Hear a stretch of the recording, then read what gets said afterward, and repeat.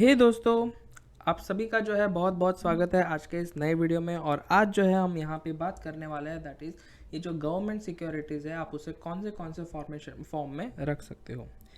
अगर मैं यहाँ पे इस गवर्नमेंट सिक्योरिटीज़ की बात करूँ तो आप इन्हें जो है प्राइमरीली दो फॉर्म में रख सकते हो। एक होता है फिजिकल फॉर्म और दूसरा होता है डीमटेरियलाइज फॉर्म।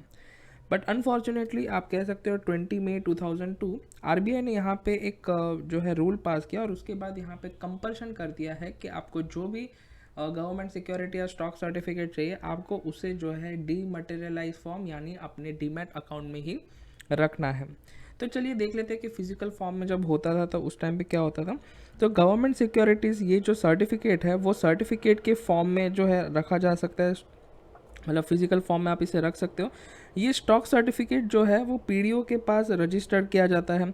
स्टॉक सर्टिफिकेट जो है उसका ट्रांसफ़र नहीं कर सकते वाया एंडो या आप कह सकते हैं एंडोमेंट एंड डिलीवरी, और उसे जो है ट्रांसफ़र फॉर्म के इस्तेमाल करके ही ओनरशिप जो है उसे ट्रांसफ़र कर सकते हैं। एंड उसका जो रिकॉर्ड है वो PDO that is public debt office में जो है यहाँ पे करना पड़ता है। और वो जो स्टॉक सर्टिफिकेट को जो है फाइनल एंड वैलिड तब माना जाएगा जब वो पीडीओ के रजिस्टर्ड में रजिस्टर होगा। So that is the physical form. और दूसरा जो है that is demat form. Demat form आप कह सकते हो कि जो भी स्टॉक सर्टिफिकेट आप डिजिटल फॉर्म में रख सकते हो या उसे आप जो है डिमैट फॉर्म में या किसी भी तरीके का फिजिकल एग्जिस्टेंट नहीं होता है यहाँ, that is the our demat form. तो इसे जो है इससे कई फ़ायदे हैं, जैसे कि ना ही इसे खो जाने का डर है ना ही फट जाने का।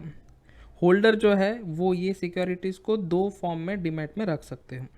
एक होता है subsidiary general ledger that is the first one, और दूसरा जो है दैट इज़ जिल्ट अकाउंट। अगर मैं यहाँ पे बात करता हूँ एस तो एस जो है सब्सिडरी जनरल लेजर, यहाँ पे अकाउंट जो है इन वो पीडीओ के पास मेंटेन किया जाता है that is public debt office.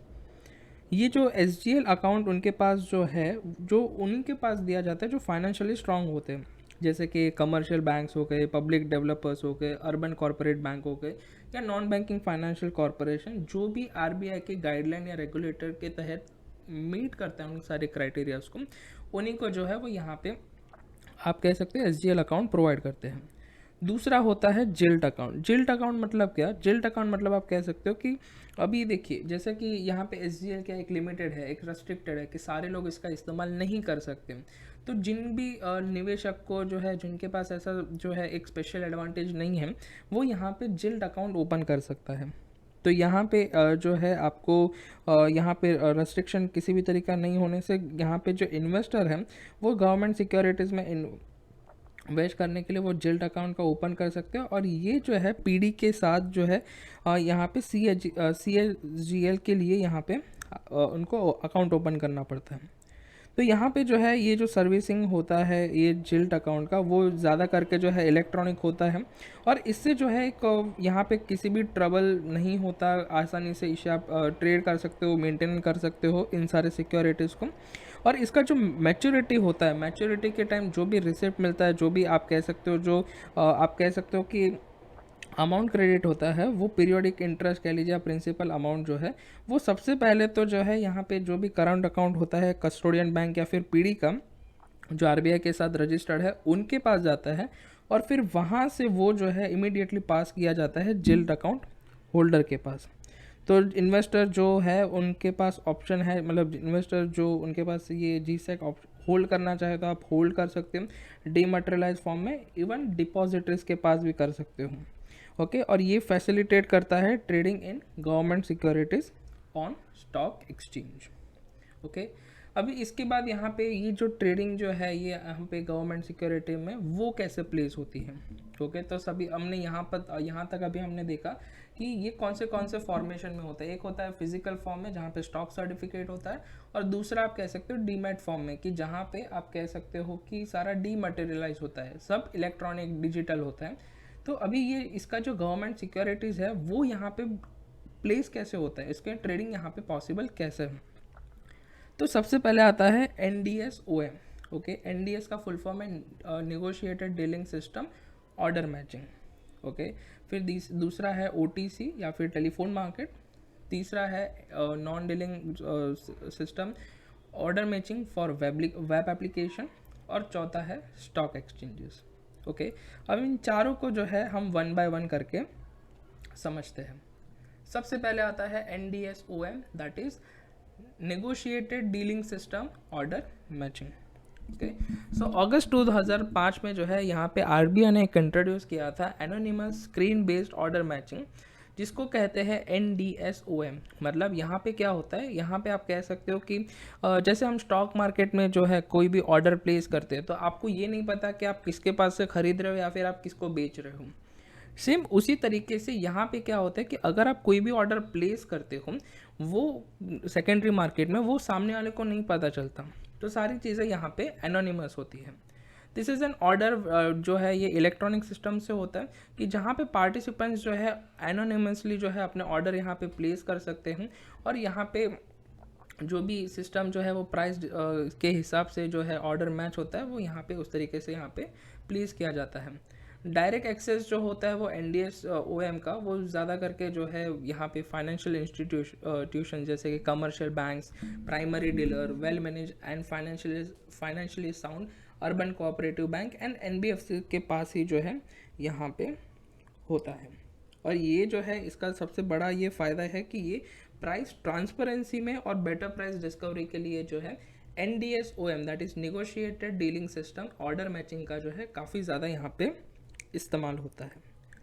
इसके बाद जो दूसरा यहाँ पे तरीका है कि जहाँ पे जो आप ट्रेड कर सकते हो गवर्नमेंट सिक्योरिटीज़ में, वो है OTC या फिर टेलीफोन मार्केट। OTC को जो है हम यहाँ पे ओवर द काउंटर मार्केट भी कह सकते हैं। और यहाँ पे जो है जो भी ऑर्डर लाइक आउटसाइड एक्सचेंज जो होता है, जहाँ पे कोई भी चीज़ डील या कोई भी डील यहाँ पे आउटसाइड एक्सचेंज जो फाइनल होती है वो होता है OTC के तहत।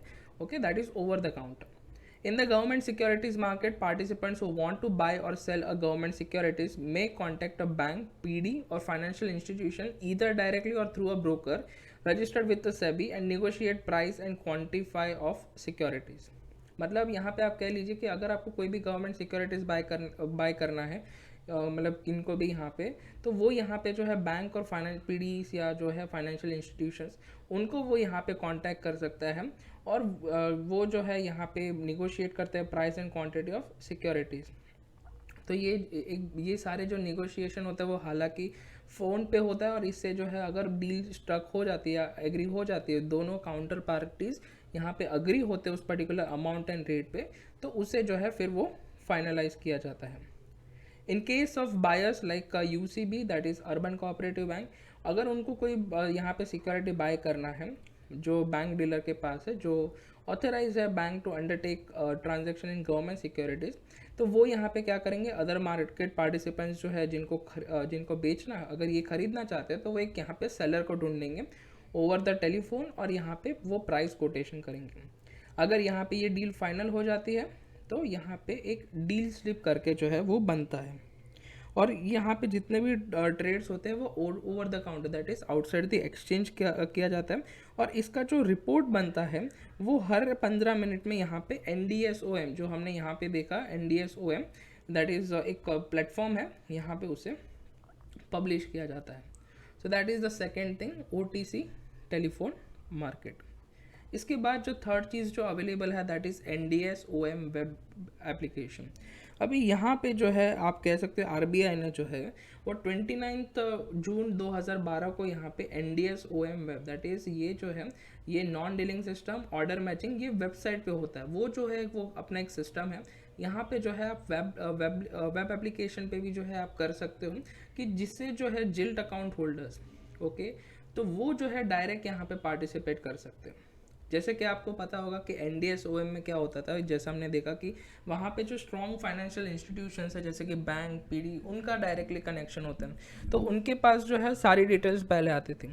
तो यहाँ पे रिटेलर्स को जो है लाइक एंकरेजमेंट करने के लिए या रिटेलर के पास भी सारे इन्फॉर्मेशन आए, तो इन्होंने यहाँ पे RBI ने क्या किया, उन्होंने एक ये जो पर्टिकुलर पोर्टल है दैट इज़ मतलब हम जो है आगे जैसे कि यील्ड टू मैच्योरिटी वाले को हम जो है एक वीडियो बनाएंगे, वहाँ पे मैं आपको दिखाऊंगा कि कैसे वहाँ एक प्लेटफॉर्म है कि जहाँ पे आप सारी चीज़ों को एक अच्छे से एनालाइज कर सकते हो। ओके, तो यहाँ पे क्या होता है कि जिल्ड अकाउंट होल्डर जो है उनके पास एक्सेस होता है जो NDSOM जो फाइनेंशियल इंस्टीट्यूशन के पास जो इन्फॉर्मेशन है वही सेम इन्फॉर्मेशन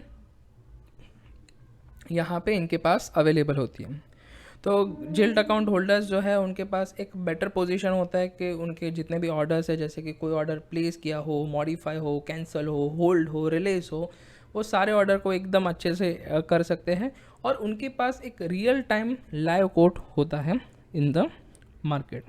ओके तो ये जो है अभी यहाँ पे काफ़ी ज़्यादा ऑब्लिगेटरी बना दिया है RBI के द्वारा कि जितने भी प्राइम मेंबर्स हैं या प्राइमरी मेंबर्स हैं उनको कंपल्सन कर दिया है कि आपको ये सुविधा जो है या एक ये फैसिलिटी जो है आपके सारे जिल्ट अकाउंट होल्डर को आपको देना पड़ेगा।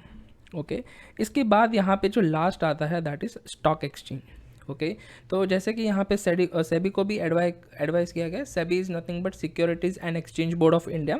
जो स्टॉक एक्सचेंज जितने भी स्टॉक एक्सचेंजेस है जैसे कि NSE, BSE, MCX, और उन्हें कहा गया कि आप एक डेडिकेटेड डेट सेगमेंट बनाएंगे कि जहाँ पे ये ट्रेडिंग प्लेटफॉर्म कर सके सारे डेट इंस्ट्रूमेंट्स के। जितने भी कंप्लायंस होंगे इस चीज़ के वो यहाँ पे जो है launch debt trading that is government security, और यहाँ पे corporate bond segment which generally cater to the needs of retail investors. अगर आपने देखा होगा कि कई ऐसे ट्रेडिशनल ब्रोकर्स है जो आपको ये सारी सुविधाएं प्रोवाइड करते हैं, वो क्यों पॉसिबल है? बिकॉज यहाँ पे सेबी जो है एक उन्होंने कहा है पर्टिकुलरली कि सारे उन सभी को एक डेट सेगमेंट भी बनाना पड़ेगा। अगर इन सारे डेट सेगमेंट होंगे तो वहाँ पे जो भी रिटेल निवेशक हैं वो आसानी से ट्रेड कर पाएंगे। बिकॉज सी अगर आप देखेंगे जनरली क्या होता है कि ज़्यादातर लोग जो है रिटेलर्स वो कैपिटल मार्केट में ही आपको मिलेंगे। तो गवर्नमेंट चाहती है कि वो डेट सेगमेंट या गवर्नमेंट सिक्योरिटीज़ में भी उनको एंकरेजमेंट मिले।